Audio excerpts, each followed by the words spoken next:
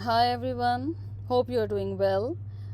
आज हम लोग देखेंगे कि इस्लामिक कॉन्वोकेशन का लोगो किस तरह बनाया जा सकता है। तो यहाँ पर हमने इंटरनेट से एक इमेज लिया है और इस्लामिक पैटर्न लिया है, और उसके बाद हम अपनी अडोब में गए हैं। वहाँ पर हमने फ़ाइल साइज़ लगाया है। ये डिफरेंट तरह के फ़ाइल साइज़ होते हैं, लेकिन हमने अपना वीडियो का साइज़ सेलेक्ट किया इसके अंदर। और यहाँ से हम देखेंगे कि मोड क्या है उसका, RGB CMYK के और डिफरेंट तरह के होते हैं। हमने RGB को ही चूज़ किया है और इसके बाद हम इसको ओके कर देते हैं। अब हमारे पास एक ब्लैंक अब बैकग्राउंड आ गई है। अब हमने क्या करना है कि हमने अपना वो जो इमेज हमने इंटरनेट से लिया था उस इमेज को क्रॉप करना है, और उसमें से हमने ये चूज़ किया है कि हम ये वाला इमेज लेते हैं। तो अब यहाँ से ये एक JPG इमेज है, हम यहाँ से इसको उठाएंगे और अपने मैजिक वॉन्ड से इसको सिलेक्ट करके इसकी बैकग्राउंड ख़त्म करेंगे। तो यहाँ से हमने इसकी सिलेक्शन ली और इसको हमने अपनी लोगो वाली फ़ाइल के ऊपर प्लेस कर दिया इस तरह से। अब हमने क्या करना है कि अब इसके अंदर बैकग्राउंड है, तो अब हमने मैजिक वॉन्ड सेलेक्ट करना है और मैजिक वॉन्ड से हमने इसकी बैकग्राउंड और इसके अंदर कॉर्नर इधर उधर जितनी भी बैकग्राउंड में वाइट स्पेस है उसको हमने डिलीट कर देना है।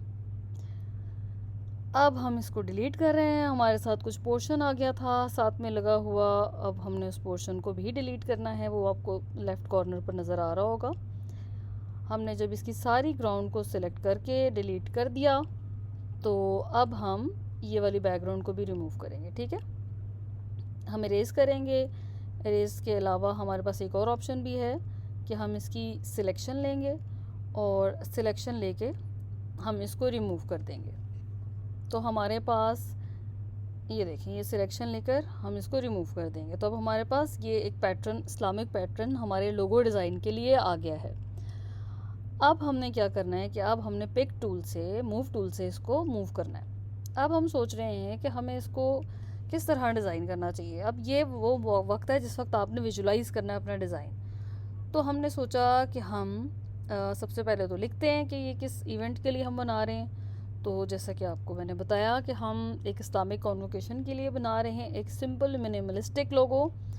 तो उसके लिए हमने कॉन्वोकेशन टाइप किया और उसके बाद हमने इसको ट्रांसफॉर्म करके बड़ा कर लिया। अब हमारे पास डिफरेंट ऑप्शन है कि हम इसके डिफरेंट फ़ॉन्ट वगैरह सेलेक्ट कर सकते हैं, लेकिन क्लाइंट का यही ब्रांड फ़ॉन्ट है तो हम इसी के साथ जाएंगे। अब हम इसको यहाँ पर ले आए हैं। अब हम देखेंगे कि कितना बड़ा छोटा कॉन्वोकेशन किस तरह का अच्छा लग रहा है। हम इसकी सिलेक्शन लेंगे, सिलेक्शन लेकर इसकी अलाइनमेंट वगैरह करेंगे। उसके बाद हम लोग फिर सोचेंगे, ये सारा टाइम आपकी विजुलाइज़ करने का है। जब आप इसको विजुलाइज़ कर लेते हैं, फिर हमने सोचा कि क्यों ना इसकी बैकग्राउंड दी जाए।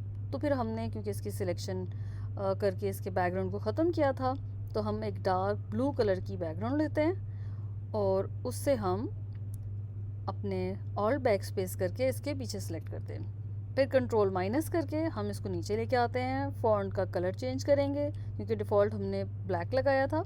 तो हम क्यों ना यही वाला कलर पिक कर लें, एक यूनिफॉर्मिटी भी आ जाएगी। तो हमने यही वाला गोल्डन कलर पिक करके उसके अंदर ऐड कर दिया। राइट, अब हमारे पास एक बैकग्राउंड और एक मिनिमलिस्टिक लोगो की शेप नज़र आनी शुरू हो गई। अब हम देखेंगे कि हमने इसको क्या करना है। ये आपका थिंकिंग प्रोसेस है कि इसको किस तरह मज़ीद बेहतर किया जा सकता है।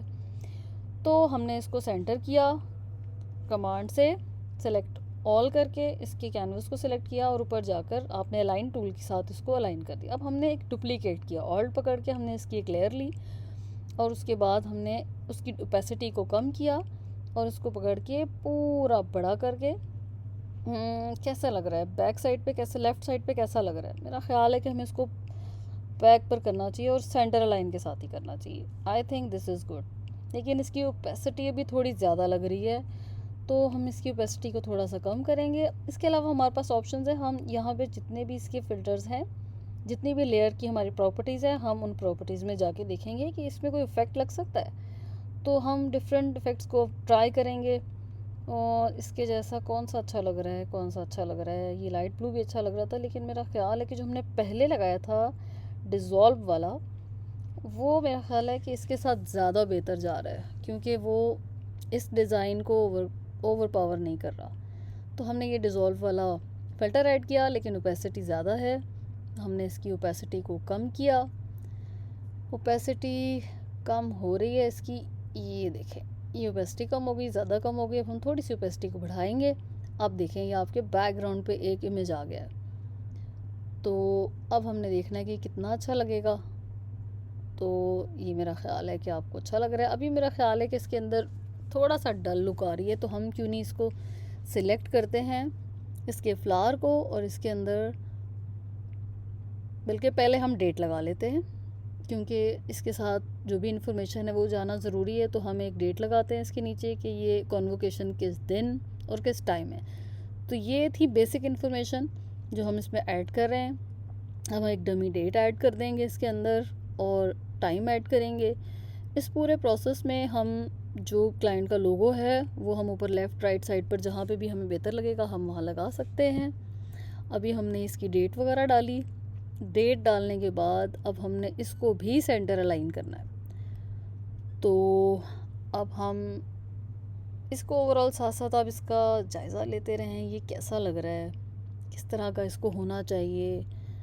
आई थिंक कि इस तरह ही अच्छा लग रहा है। तो मेरा ख़्याल है कि इसकी डेट डाल के हम इसको भी सेंटर अलाइन कर दें, क्योंकि ये पूरा डिज़ाइन हमारा एक बैलेंस डिज़ाइन है, मिनिमलिस्टिक बैलेंस डिज़ाइन, जो कि आपकी आँख को भी अच्छा लगेगा और क्लाइंट को भी अच्छा लगेगा। तो अब हमने इसके अंदर डेट ऐड की। डेट ऐड करके अब हमारी मर्ज़ी है कि हमने देखना है कि इसका फ़ॉन्ट कितना बड़ा होना चाहिए, कितना छोटा होना चाहिए।